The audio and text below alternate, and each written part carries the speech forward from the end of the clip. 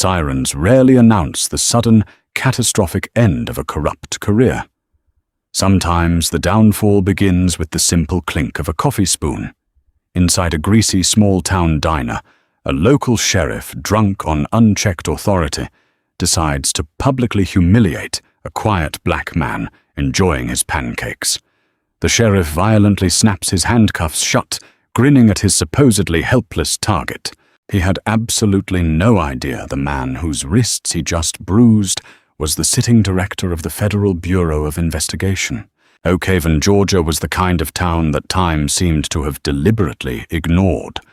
Nestled deep within the state's humid interior, it was a place where the county line felt more like a heavily guarded border than a simple geographic marker. The town boasted a population of barely 4,000, a single flashing traffic light that hadn't shown green since the late 90s, and a deeply entrenched social hierarchy governed entirely by one man, Sheriff Clayton Reeves. It was a Tuesday morning, slightly past 8 o'clock, when the brass bell above the door of Patsy's Skillet rang out. The diner was a local institution, a long, narrow room smelling of bacon grease bleach and decades of unfiltered cigarette smoke that had long since stained the acoustic ceiling tiles a sickly yellow. Sitting in a corner booth facing the door out of long-established habit was James Harrison. James was 54, distinguished with salt and pepper hair, cut close to his scalp, and a posture that radiated quiet discipline. He wore a simple, unbranded navy blue sweater over a collared shirt and sharply pressed khaki trousers.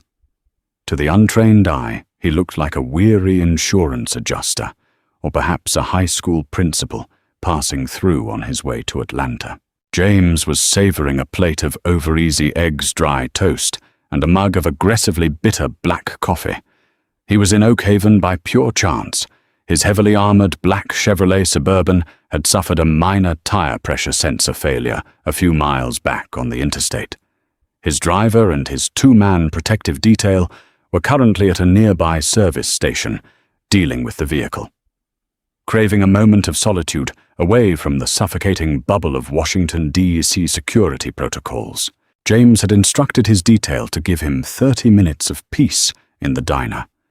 He just wanted to read the morning paper and eat a normal meal like a normal citizen. He was halfway through a front-page article on federal cybersecurity initiatives when Sheriff Clayton Reeves walked into Patsy's Skillet. Reeves was a massive man standing 6'3" with a barrel chest that strained the buttons of his tightly tailored tan uniform. His boots struck the faded checkerboard linoleum with the heavy, deliberate thud of a man who owned the floor beneath him. A heavy leather duty belt creaked around his waist, adorned with a Glock 19, 2 sets of polished steel handcuffs, a taser, and a heavy mag light. Accompanying Reeves was Deputy Brian Miller, a young, slightly nervous-looking man in his late 20s who hovered a half-step behind the sheriff like a reluctant shadow. The ambient chatter in the diner instantly dropped by several decibels. Old men in trucker hats looked down at their grits. The waitress, an older woman named Martha, who had been pouring coffee when the sheriff entered, stiffened visibly. It was a well-known fact in Oak Haven that a visit from Sheriff Reeves was rarely a social call. Reeves ruled the county like a medieval fiefdom. He doled out favors, crushed dissent, and took a profound, sadistic pleasure in reminding everyone who held the monopoly on violence in his town. Reeves paused near the cash register, his pale blue eyes sweeping the room. They slid past the regulars, past Martha, and slammed to a halt on the solitary figure sitting in the corner booth. James Harrison didn't look up from his newspaper, but his peripheral vision had already registered the sheriff's entrance. Years of field work, undercover assignments, and surviving the treacherous political battlefields of the nation's capital had honed James's situational awareness to a razor's edge. He noted the heavy footfalls, stopping the sudden shift in the room's energy, and the unmistakable weight of a predatory gaze fixing upon him. "Morning, Martha." Reeves rumbled his voice, a deep, gravelly drawl that carried across the quiet diner. He didn't take his eyes off James. "We got a stray in the house today." Martha nervously wiped her hands on her apron. "Just a gentleman passing through, Sheriff. Wanted some breakfast." "Is that right?" Reeves smirked, adjusting his duty belt in a blatant display of intimidation. To Clayton Reeves, a stranger in his town was suspicious. A black man dressed sharply, exuding an air of quiet confidence, and unbothered by the sheriff's towering presence, was an outright provocation. James calmly turned the page of his newspaper. He took a slow sip of his coffee. He knew exactly what was happening. He had seen men like Clayton Reeves 1,000 times before in his early days, as a beat cop and later as a young field agent in the Deep South. Small men who needed a shiny badge and a gun to make themselves feel big. Reeves slowly closed the distance between the register and the corner booth. Deputy Miller followed his hand, resting instinctively near his radio. The heavy thud of the sheriff's boots stopped inches from James's table. For a long, agonizing moment, the only sound in Patsy's skillet was the sizzle of hash browns on the flat-top grill behind the counter. "You lost, buddy?" Reeves asked, his tone dripping with condescension. James slowly lowered his newspaper. He looked up at the sheriff. His expression was completely neutral, his dark eyes unblinking and entirely devoid of the fear Reeves was so accustomed to seeing. "Good morning, Sheriff." James said, his voice smooth, calm, and perfectly modulated. "I'm not lost, just enjoying my breakfast." Reeves's jaw tightened. The lack of deference was an immediate insult to his fragile ego. "I didn't ask if you were enjoying your breakfast. I asked what you're doing in my town. We don't get a lot of your kind driving through Oakhaven unless they took a wrong turn." "My vehicle is being serviced a few blocks from here," James replied evenly, ignoring the racial dog whistle entirely. "Once it's finished, I'll be on my way. Is there a law against patronizing a local business?" Reeves leaned forward, placing two massive, calloused hands on the edge of James's table. He leaned in close, attempting to use his physical size to dominate the space. "In my county, the law is whatever I say it is. And I say you look suspicious. I want to see some ID."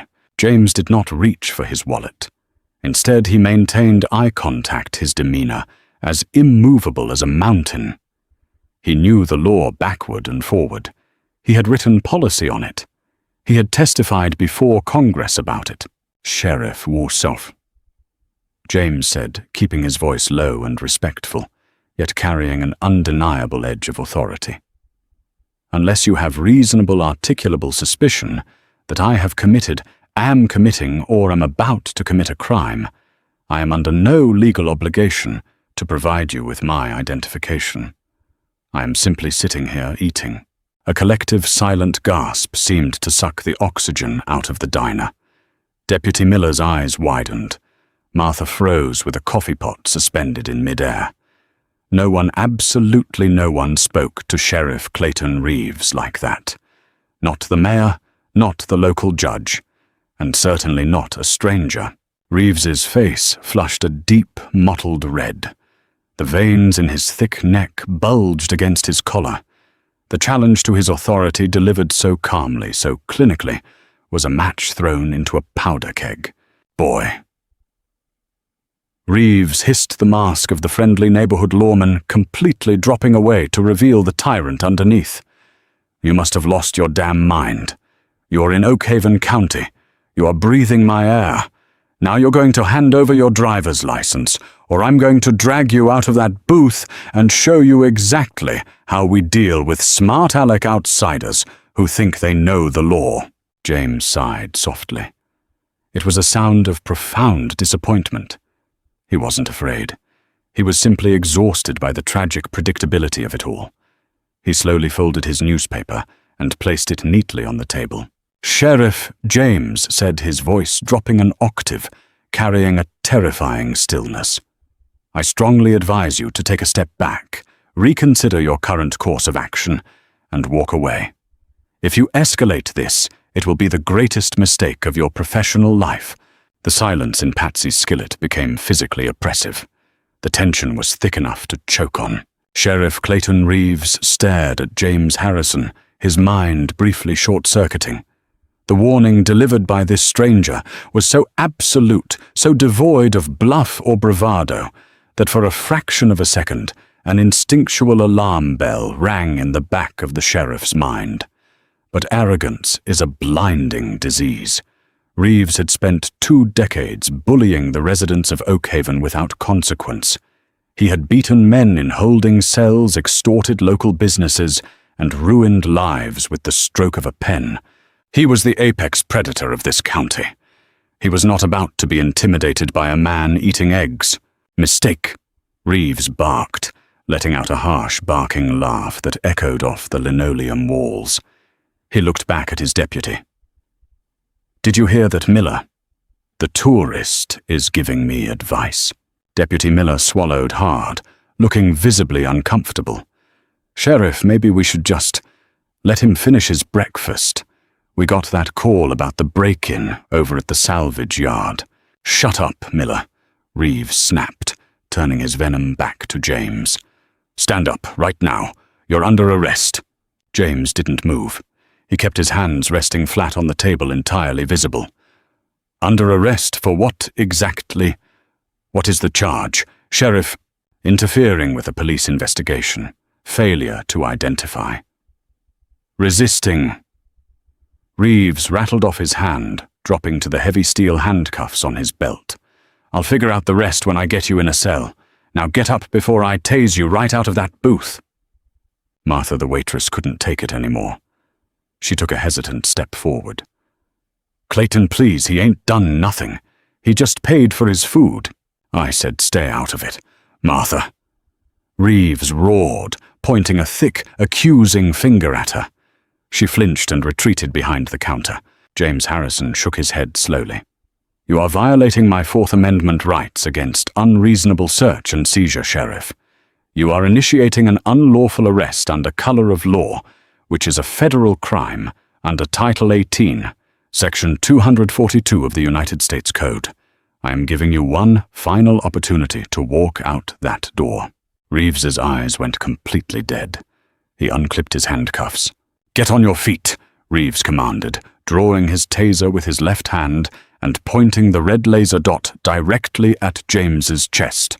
Now, James Harrison weighed his options in the span of a microsecond. He could announce his identity right now. He could tell the sheriff that he was James Harrison, the director of the FBI, appointed by the president, confirmed by the Senate, and currently overseeing 35,000 federal agents.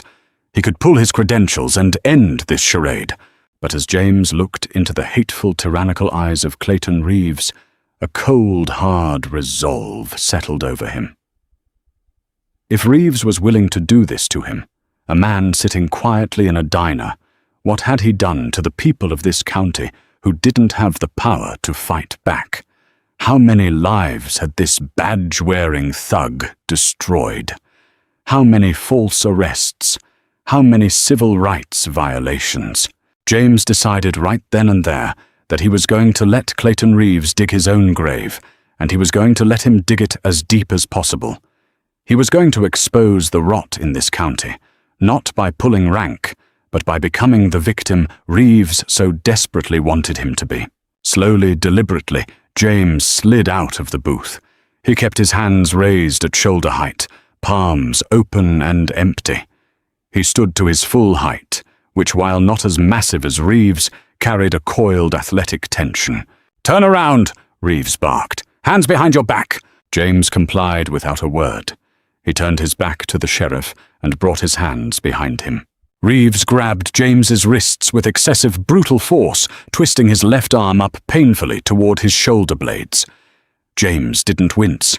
He didn't make a sound. The heavy steel handcuffs ratcheted shut around his wrists, the teeth biting deeply into his skin. Reeves intentionally squeezed the cuffs one notch tighter than necessary, a petty, vindictive move designed to inflict pain. "Not so tough now, are you citing the Constitution?" Reeves sneered, grabbing the chain connecting the cuffs and jerking James backward. "You haven't patted me down, Sheriff," James said, quietly, staring straight ahead at the diner wall. "You haven't read me my Miranda rights. You haven't secured the scene. Your procedural execution is abysmal. I'll read you your rights when I feel like it." Reeves shoved James forward toward the door. "Miller, get the door." Deputy Miller hurried forward, his face pale, and pushed the heavy glass door open. As Reeves marched him out, James caught the eyes of the diner patrons. They were looking down, terrified, complicit in their silence. It fueled the quiet fire burning in his chest. Outside, the Georgia heat was already oppressive.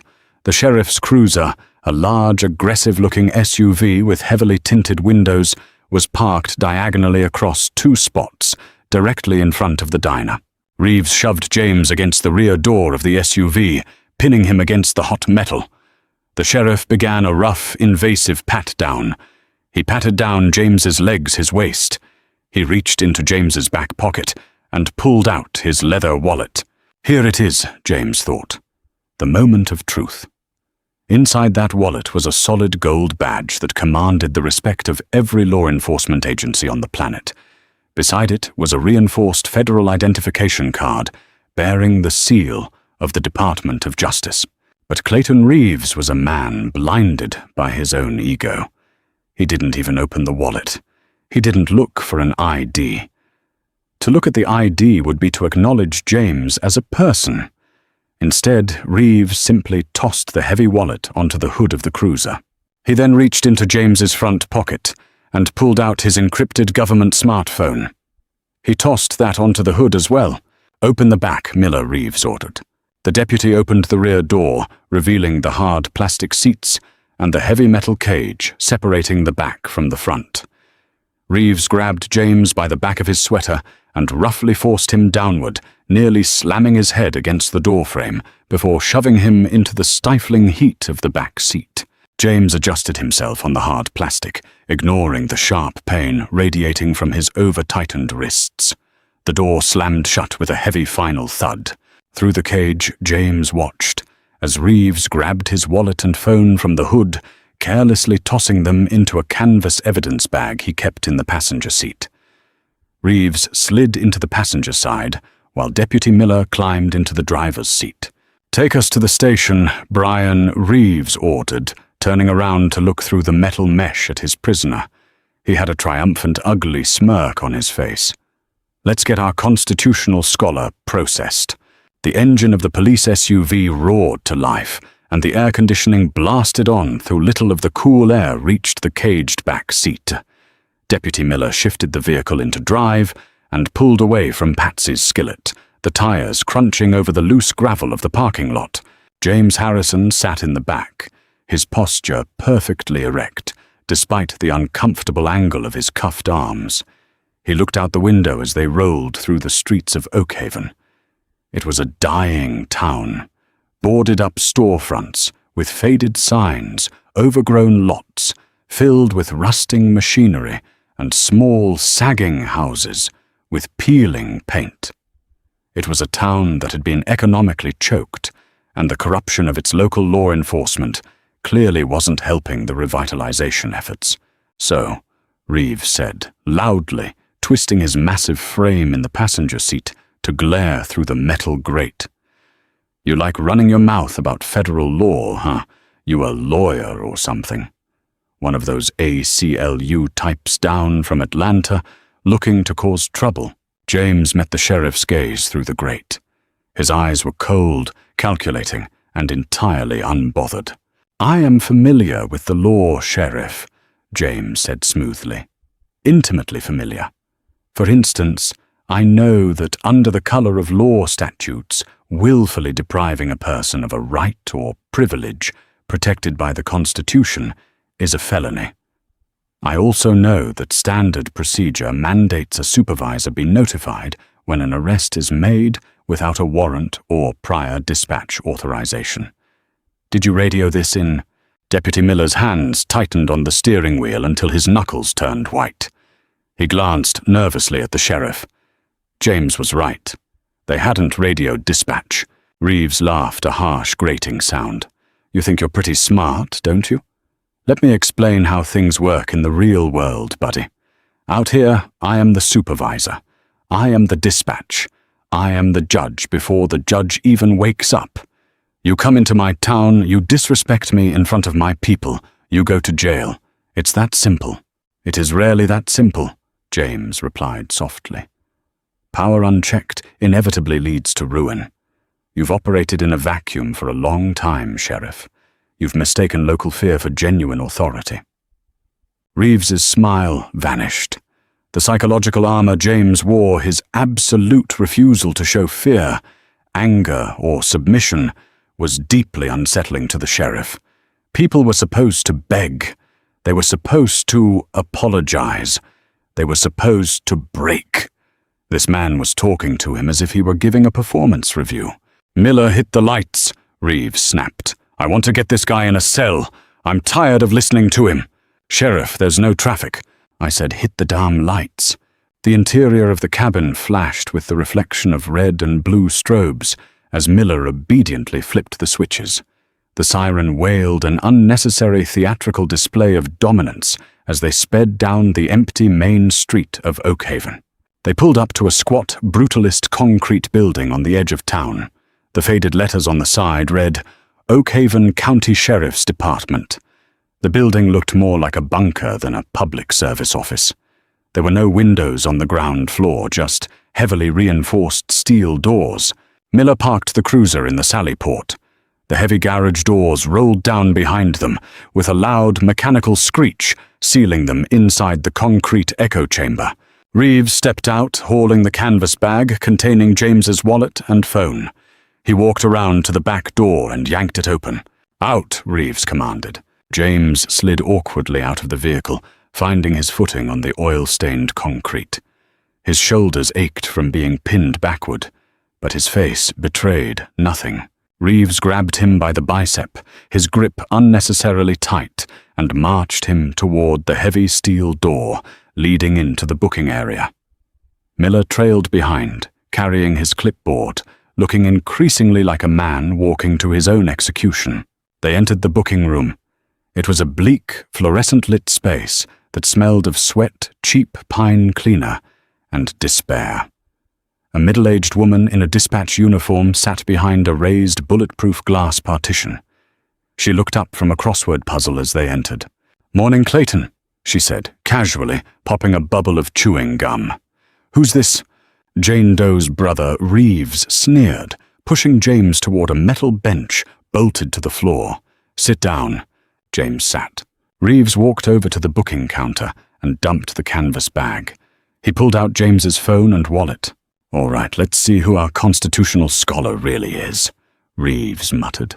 For a brief second, James thought the game was over. Reeves was going to open the wallet. He was going to see the gold shield, the FBI director's badge. He was going to see the name James Harrison. But at that exact moment, the heavy door to the booking room banged open. A frantic-looking deputy rushed in. "Sheriff, we got a major 1050 out on Highway 9. 2 semi-trucks, one's hauling chemicals. It's a mess. Traffic is backed up to the county line. We need everybody out there." Reeves cursed loudly, slamming James's wallet back down onto the counter without opening it. The universe, it seemed, was conspiring to keep the sheriff in the dark just a little bit longer. "Damn it!" Reeves growled. He looked at the dispatcher. "Bet he put his stuff in lockbox 4. Don't even process him yet. Let him sit on that bench and sweat for a few hours. I'll deal with him when I get back." Betty nodded lazily. "You got it, Clayton?" Reeves pointed a thick finger at James. "Don't you move. You sit right there. You're going to learn about respect today." Reeves turned and stormed out of the booking room, the frantic deputy trailing right behind him. The heavy door slammed shut. The room fell quiet save for the hum of the fluorescent lights and the static chatter from Betty's radio console. Deputy Miller was still standing in the room. He hadn't been ordered to Highway 9. He stood near the counter, looking at James, then looking at the wallet sitting on the desk. "Deputy James," said his voice, breaking the silence. It was calm, authoritative, and carried a weight that made Miller physically flinch. Miller looked at the prisoner. Yeah. I have been detained for over 30 minutes, James stated clearly, looking up at the young deputy. I have not been processed. I have not been charged. By law, you are required to allow me my phone call. Miller hesitated. He knew the law. He knew Reeves was breaking about 6 different departmental policies right now. But Reeves was the sheriff. Sheriff said to let you sit. Miller mumbled, looking away. Deputy Miller, James said, reading the young man's name tag. Right now you are an accessory to false imprisonment, deprivation of rights under color of law, and kidnapping. Your sheriff just left the building. That makes you the ranking officer in this room. You are standing at a precipice, son.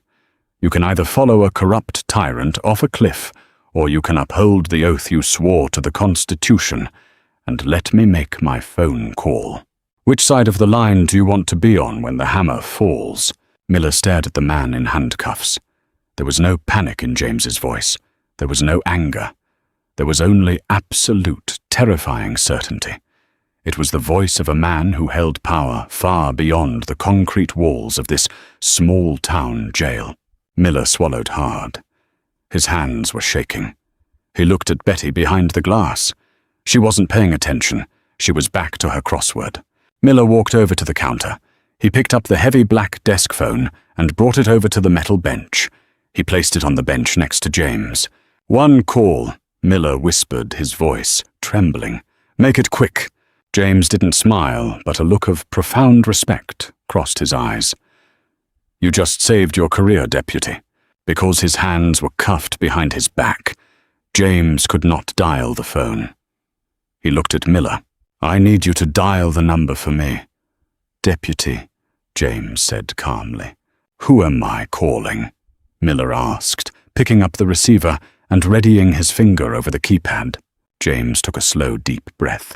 Dial 202-324-3000, James said, reciting the number from memory. Miller punched the numbers in. Okay, it's ringing. Who is this? Put it on speaker, James instructed. Miller pressed the speaker button and held the phone near James. The phone rang twice. Then a crisp professional voice echoed out of the speaker into the bleak booking room. Federal Bureau of Investigation, National Threat Operations Center. This is a secure line. State your authorization code. Deputy Miller's blood ran cold. The phone nearly slipped from his sweaty fingers. His eyes widened to the size of saucers as he stared down at the man in handcuffs. James leaned slightly toward the phone. Authorization code Alpha Tango 970. This is Director James Harrison. Priority override. Connect me immediately to Special Agent in Charge Paul O'Connor at the Atlanta Field Office. Tell him he has a hostage situation in Oak Haven County, and the hostage is me. 200 miles away inside the heavily fortified FBI Atlanta Field Office, Special Agent in Charge Paul O'Connor was halfway through his second cup of morning coffee when his secure line flashed red. A red flash on that specific phone meant a priority override from Washington, a rarity that usually signaled a catastrophic national security event. O'Connor, a 20-year veteran with a sharp jawline and a no-nonsense demeanor, snatched the receiver off the cradle. O'Connor, Paul Thorkekset Ortas. The voice on the other end was preternaturally calm, yet the audio quality carried the slight, tinny echo of a speakerphone. It's James. O'Connor sat bolt upright, his coffee sloshing over the rim of his mug onto his desk. He recognized the voice instantly. Director Harrison, sir, are you on a secure line? Where are you?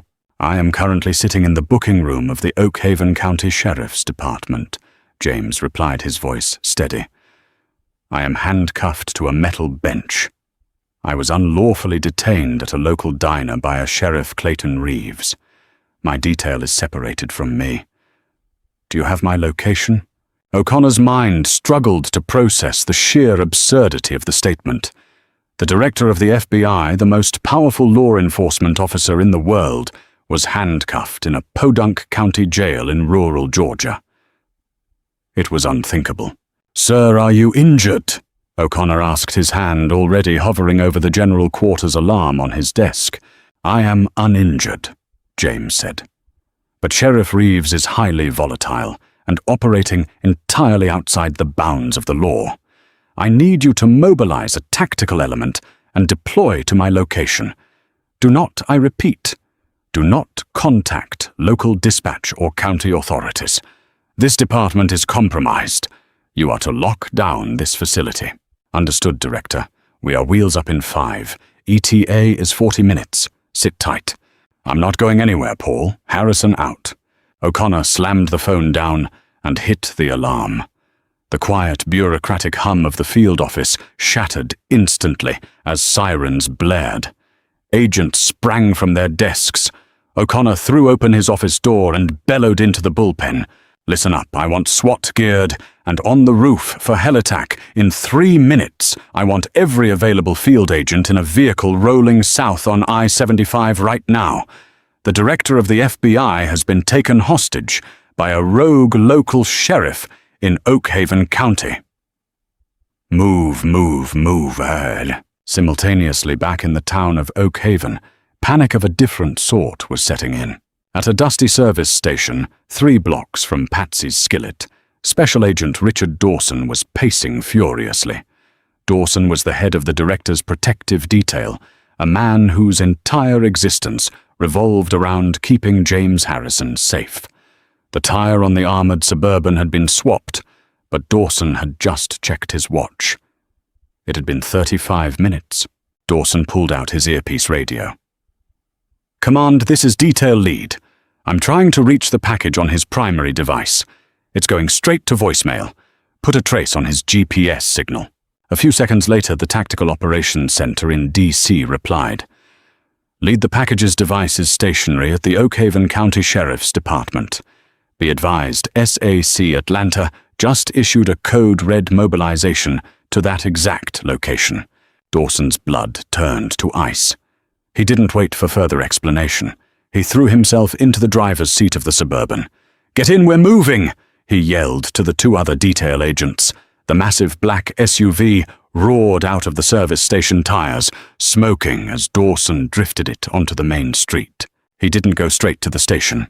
He pulled up aggressively in front of Patsy's Skillet, mounting the curb.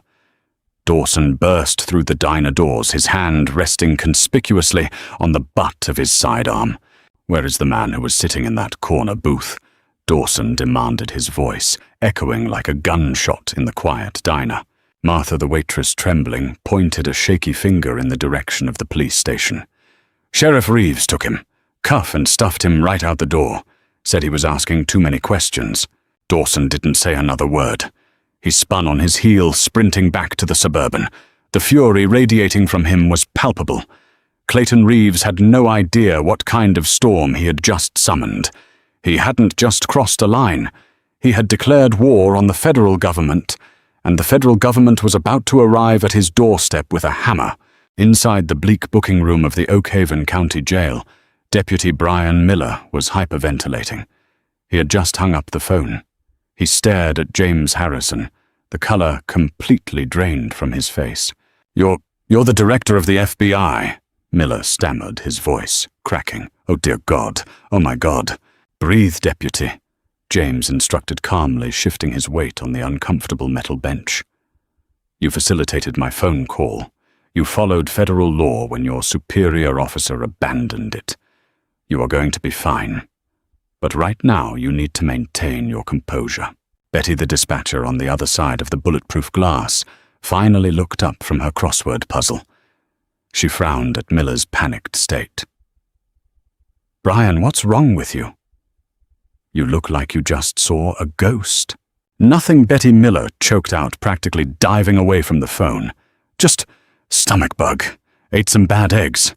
James offered a microscopic nod of approval. "Now," James said softly to Miller, "put the phone exactly where it was. When Sheriff Reeves returns, you will not mention this call. You will let him proceed exactly as he intended. But sir," Miller whispered, frantically wiping sweat from his forehead, "he's going to hurt you. If he thinks you're just some guy, he gets physical." I can't let him assault a federal director. You will not interfere, Deputy, James commanded, his tone leaving no room for argument. Sheriff Reeves needs to fully commit to his actions on camera and in front of witnesses. The Department of Justice is going to dismantle this corrupt fiefdom, piece by piece, and Reeves is currently providing all the evidence we need. Stand down. Miller swallowed hard and nodded, retreating to the corner of the room, looking like a man awaiting a firing squad. 20 minutes later, the heavy steel door from the sally port groaned open. Sheriff Clayton Reeves swaggered in, dusting off his uniform. The highway accident had been a minor inconvenience, but he was back in his domain, now ready to assert his dominance over the stranger who had dared to talk back to him.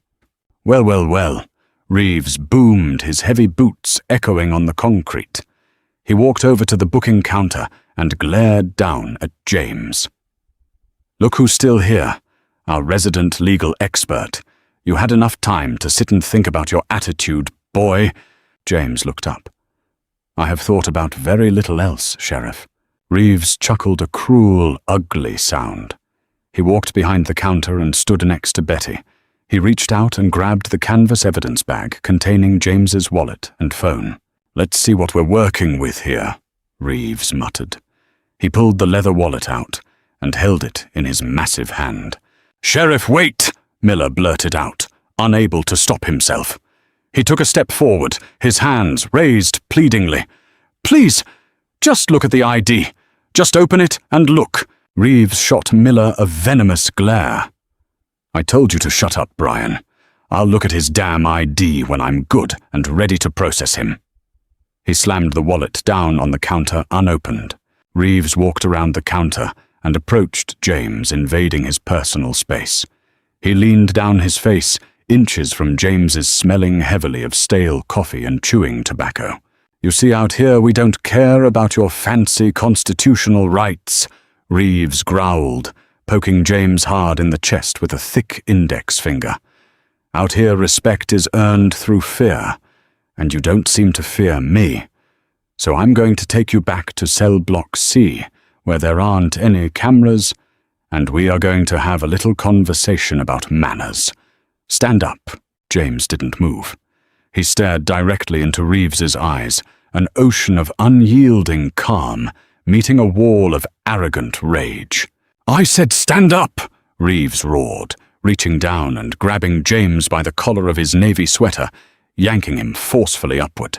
Sheriff, stop, Miller screamed, finally drawing his taser and pointing it at his own boss.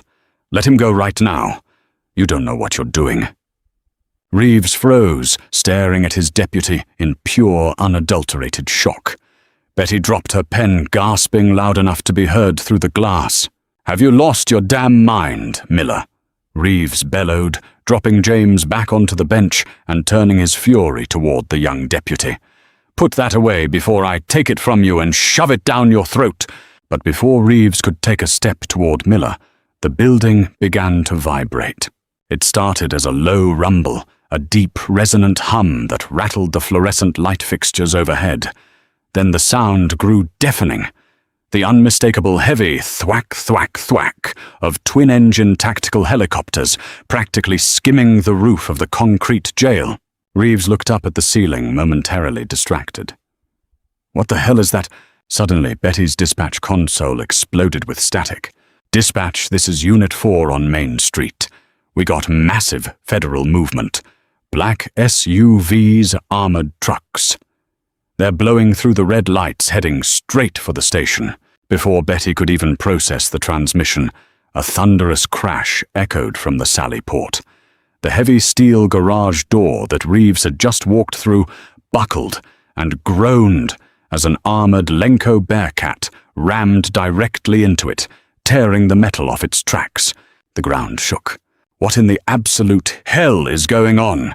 Reeves shouted, drawing his Glock from his holster, his arrogant facade finally cracking into genuine panic. The heavy steel door leading from the sally port into the booking room was violently kicked open. FBI, nobody move! Drop your weapons! Drop your weapons! Shh! A dozen heavily armored FBI SWAT operators flooded into the tight confines of the booking room like a tidal wave of matte black Kevlar and suppressed assault rifles. Laser sights crisscrossed the room in a dizzying array of red and green beams. Special Agent Rick Dawson pushed his way through the operators, his sidearm drawn his eyes, scanning the room with lethal intent. He saw James Harrison handcuffed to the bench. Dawson's eyes immediately snapped to Sheriff Clayton Reeves, who was standing there dumbfounded, holding a drawn firearm. "Drop the weapon, Sheriff!" Dawson roared, raising his weapon and putting the front sight squarely on the center of Reeves's chest. "Drop it now, or I will drop you!" The booking room of the Oak Haven County Jail was suddenly transformed from a bleak chamber of local tyranny into a terrifying display of federal might. A dozen laser sights, brilliant intersecting beams of red and green, painted Sheriff Clayton Reeves's chest, throat, and forehead. The silence that followed Special Agent Dawson's booming command was absolute, heavy, and lethal. Sheriff Reeves stood frozen, his brain accustomed only to unquestioned obedience and small-town compliance completely short-circuited in the face of an overwhelming superior force. He looked at the heavily armored SWAT operators, their faces obscured by ballistic helmets and tactical goggles. He looked at the suppressed muzzles of their M4 carbines, and then slowly he looked down at the Glock 19, trembling in his own right hand.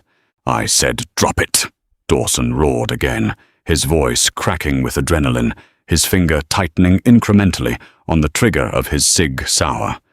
"If you twitch, you die. Drop the weapon." The instinct for self-preservation finally overrode Reeves's stunned paralysis. His thick fingers went limp. The Glock slipped from his grasp, hitting the hard concrete floor with a heavy metallic clatter that echoed off the cinder-block walls. "Hands in the air. Turn around and face the wall." A SWAT team leader barked, stepping forward with his rifle raised. "Do it now!" Reeves, his face completely drained of its former ruddy arrogance, slowly raised his hands and turned. Before he could fully comply, two operators closed the distance in a blur of black Kevlar. They grabbed his arms with practiced, overwhelming force, slamming him face first against the reinforced glass of the dispatch partition. Betty the dispatcher shrieked and scrambled backward out of her chair, flattening herself against the far wall of her booth in sheer terror. While the tactical team secured the sheriff, Dawson sprinted across the room to the metal bench. He holstered his weapon and dropped to one knee in front of James Harrison. Dawson's hands were shaking as he reached into his tactical vest, pulling out a master set of handcuff keys. "Sir Dawson," said, his voice dropping to a tight professional whisper. "Are you injured? Did he hurt you?" "I am fine, Rick," James replied calmly, his heart rate steady despite the chaos erupting around him.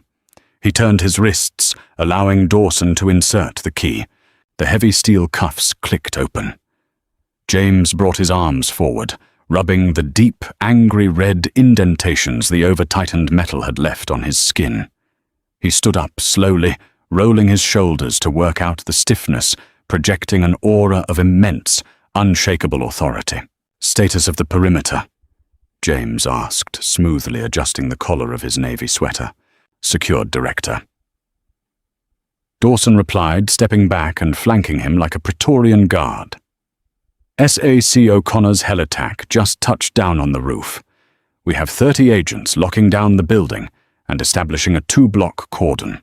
Local PD dispatch has been entirely frozen. At the sound of the word "Director," a pathetic, suffocated gasp escaped from the wall where Reeves was currently pinned. The SWAT operators stepped back, leaving Reeves facing the room, though his hands were now firmly zip-tied behind his back. The sheriff looked like a deflated balloon. The swagger, the malice, the towering intimidation, all of it had completely evaporated, replaced by a hollow, sickening terror. He stared at James Harrison, his pale blue eyes wide and bloodshot. James walked slowly across the booking room, his footsteps echoing in the quiet that had settled over the tactical operators. He stopped at the booking counter. He reached out and picked up his leather wallet, the same wallet Reeves had dismissively tossed aside twice. James flipped it open. The bright, fluorescent lights of the jail caught the polished gold of the badge inside. Above it was the crisp, reinforced identification card bearing the seal of the Department of Justice. James held the wallet up, ensuring Reeves had a clear, unobstructed view of it. "Sheriff Reeves," James said, his voice cold, precise, and echoing with the full weight of the United States government. "My name is James Harrison. I am the director of the Federal Bureau of Investigation, and I believe you were looking for my identification." Reeves's knees literally buckled. If not for the two SWAT operators flanking him, he would have collapsed onto the concrete floor. His jaw worked silently for a moment, trying to form words, trying to build an apology, but his throat was completely dry. I didn't... Reeves stammered, his voice reduced to a high-pitched, reedy squeak. "I thought you were... I didn't know. You thought I was a nobody." James interrupted, taking a step closer. "You thought I was a solitary black man passing through your town, lacking the resources or the power to defend myself. You believed my lack of a badge made me an acceptable target for your cruelty. That is the most terrifying part of this entire ordeal, Clayton. Not what you did to me, but what you have undoubtedly done to hundreds of citizens who didn't have a SWAT team to call."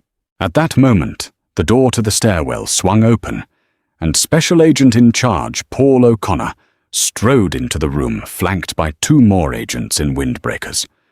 O'Connor took one look at the zip-tied sheriff, the pale-faced deputy cowering in the corner, and the director standing calmly by the counter. "Director Harrison," O'Connor said, nodding respectfully. "The building is fully secured. We've locked down the server room and the evidence lockers. My agents are actively preserving all physical and digital files." "Excellent, Paul," James said. He turned his attention back to Reeves. "Sheriff Clayton Reeves, you are under arrest for violating Title 18, United States Code Section 242, deprivation of rights under color of law. You are also being charged with federal kidnapping, false imprisonment, and aggravated assault." James paused, looking at the heavy steel handcuffs resting on the booking counter, the very handcuffs Reeves had sadistically squeezed onto his wrists an hour prior. "Agent Dawson," James commanded, gesturing toward the counter. "Cut his zip ties and process him. Use his cuffs. Secure them tightly." "With pleasure, sir," Dawson said, a grim smile touching the corners of his mouth. Reeves began to weep. It was a pathetic, gasping sob that echoed loudly in the room. The apex predator of Oak Haven County was crumbling in real time. "Please, Director, I have a family. I have a pension. Please, we can sort this out. I made a mistake." "You made a choice," James corrected coldly. "Over and over again for years you made a choice, and today the bill has come due." Dawson cut the plastic ties, grabbed Reeves's wrists, and violently yanked them backward, snapping the sheriff's own steel handcuffs onto his wrists. The metallic clicks echoed like the slamming of a vault door on Reeves's life. Within an hour, the Oak Haven County Sheriff's Department was unrecognizable. The sleepy, corrupt bunker had been transformed into a bustling federal command center. Agents in FBI windbreakers moved with surgical precision, carrying boxes of heavily redacted files out of Reeves's private office. Forensics technicians were pulling hard drives from the dispatch servers and imaging the department's entire digital footprint. The initial sweep of the records room was already painting a horrifying picture. Extortion of local business owners, falsified arrest warrants used to intimidate political rivals, and a staggering amount of cash missing from the Civil Asset Forfeiture Fund. Clayton Reeves had been running Oak Haven not as a law enforcement officer, but as a mafia don. James Harrison sat at a clear desk in what used to be a lieutenant's office, sipping a fresh cup of coffee, provided by S.A.C. O'Connor. The door was open, allowing James to oversee the dismantling of the corrupt department. A shadow fell over the doorway. It was Deputy Brian Miller. He looked exhausted, terrified, and entirely uncertain of his own fate. "Come in, Deputy," James said, gesturing to the chair opposite the desk. Miller stepped in hesitantly and sat down on the absolute edge of the chair, his hands clasped nervously in his lap. "Sir, Director Harrison, I wanted to say I'm sorry. For my part in this. I should have stopped him at the diner." James studied the young man. He saw fear, but he also saw genuine remorse. "You were operating under the command of a tyrannical superior, Miller. I have studied the psychology of these departments for 3 decades. The pressure to conform, to look the other way, is immense," James said softly. "But in the critical moment, when it mattered most, you chose to uphold your oath. You made the phone call. You tried to draw your weapon to stop him from assaulting me." Miller looked down at his boots. "He would have fired me. Or worse. He will never fire anyone again," James stated. "Special Agent O'Connor is going to need a cooperating witness who knows where the bodies are buried in this department. I suggest you tell him everything. Every bribe, every false arrest, every time Reeves used his badge to hurt someone. If you do that, you will not face federal charges. You will be a witness for the prosecution." Miller looked up, tears of profound relief welling in his eyes. "I will, sir. I'll tell them everything. I promise." "Good. Dismiss, Deputy." As Miller left the room, Dawson appeared in the doorway. "Director, we are ready to transport the prisoner to the federal holding facility in Atlanta. The press has caught wind of the movement. There's a crowd gathering outside." James nodded, standing up. "Let's go." James walked out into the booking room, followed closely by Dawson and O'Connor. Sheriff Reeves was standing near the Sally Port door, surrounded by 4 heavily armed tactical operators. He looked ruined. His uniform was rumpled. His face was tear-stained, and his head hung low in absolute shame. As the heavy Sally Port doors rolled open, the blinding Georgia sunlight flooded into the dim concrete bunker. Beyond the tactical vehicles behind the yellow crime scene tape, strung across the street, a massive crowd had formed. News of the FBI raid had spread through Oak Haven like wildfire. Residents had poured out of their homes and businesses, lining the sidewalks. As the agents marched Reeves out of the building, a profound silence fell over the crowd. The townspeople stared in disbelief.